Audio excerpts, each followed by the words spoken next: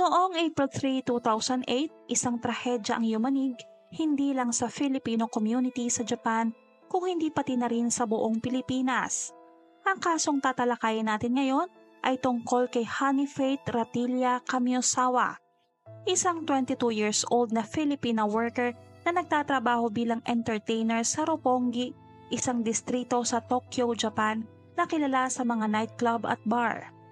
Lumipad siya patungong Japan dala ang simpleng pangarap, ang makapagpadala ng pera sa pamilya, makaahon sa hirap at makapagbigay ng mas maayos na kinabukasan para sa kanyang mahal sa buhay.